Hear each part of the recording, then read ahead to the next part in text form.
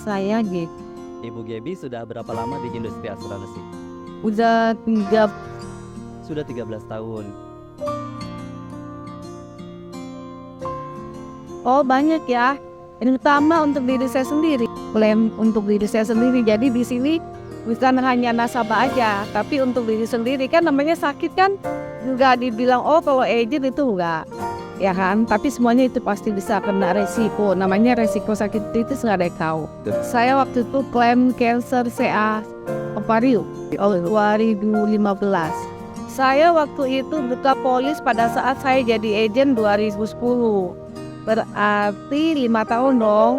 Nah, kemudian saya buka polis anak saya juga 2 itu saya sebagai penanggungnya ya, tertanggung 2-nya. Nah, sekarang polis anak-anak saya itu udah bebas sampai usia mereka 25 tahun. Ya, jadi pada saat saya jadi agent itu saya merasa sih bahwa ya kalau agent kan ya apalagi waktu itu masih muda lah ya gitu ya, kayaknya masih jauh lah. Saya juga jaga pola hidup sehat ya, nggak usah jajan sembarang, olahraga juga iya, tapi itu ternyata tidak menjadi bahwa pola hidup sehat kita teratur tapi kadang-kadang ada satu kondisi di mana kita masih bekerja itu kita bisa mengalami mungkin stres.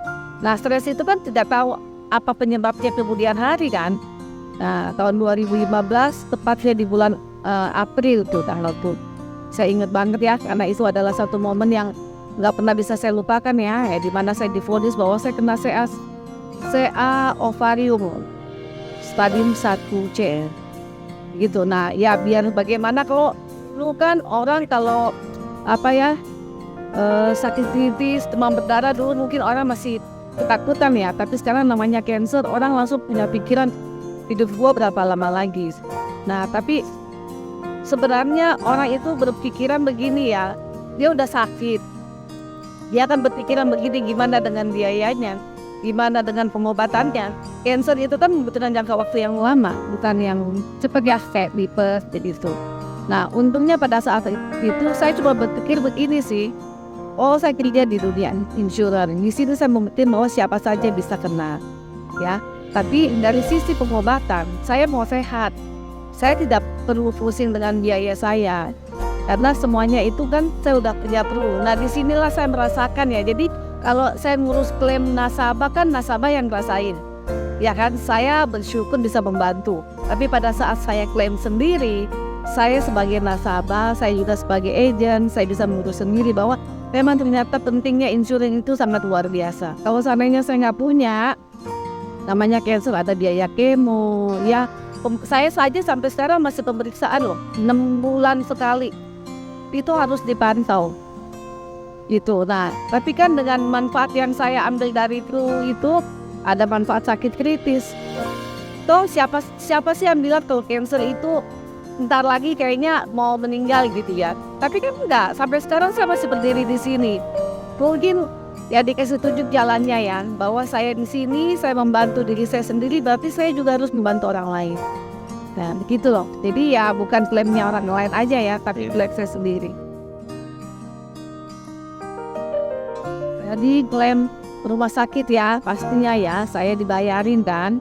Kemudian pembebasan premi untuk polis saya dan 2 anak saya. Itu zaman tahun 2015 ya, saya di rumah sakit Mitra itu hampir 70 juta. Itu operasinya toh.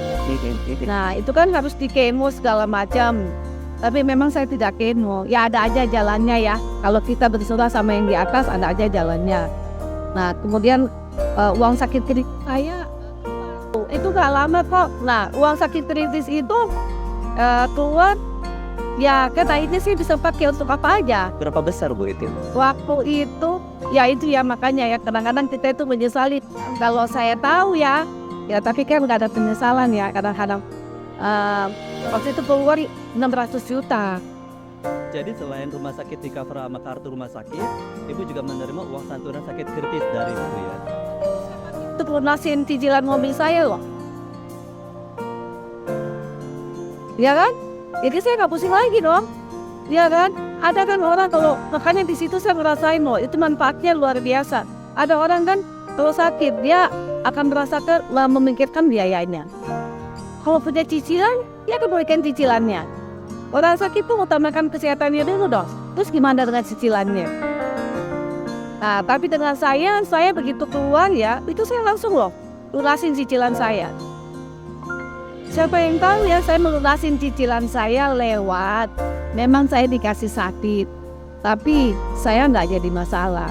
Bahwa itu memang adalah proses dalam kehidupan yang saya harus alami. Nah, saya ambil hikmahnya aja. Berarti apa sih maksudnya ini ya? Berarti saya membantu orang lain. Nah, saya kalau ngomong saya nggak pernah pakai cash orang lain, saya pakai cash diri saya sendiri.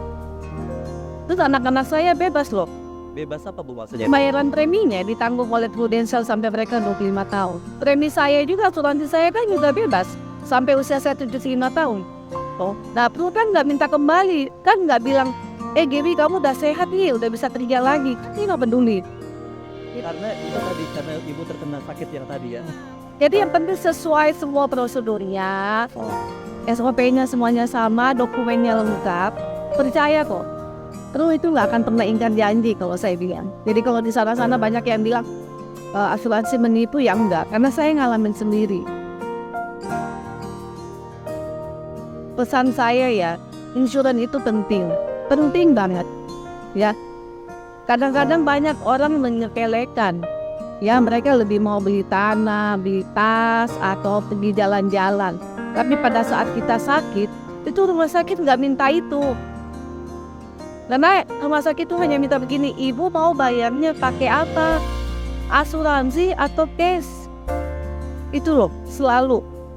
Ibu mau bayar pakai apa? Bahkan saya pengobatan, jadi saya menganjurkan supaya semuanya sadar bahwa insurans itu penting. Mungkin tidak sekarang, ya kalau kita beli ya, mungkin satu hari nanti dia akan penting.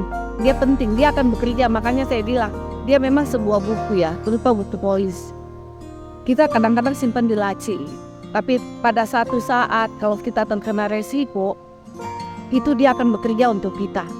Jadi kita udah tenang aja. Itu pesan saya supaya orang lebih aware ya. Bener loh, itu saya ngerasain sendiri sih. Kalau tidak mungkin saya nggak akan berdiri di sini.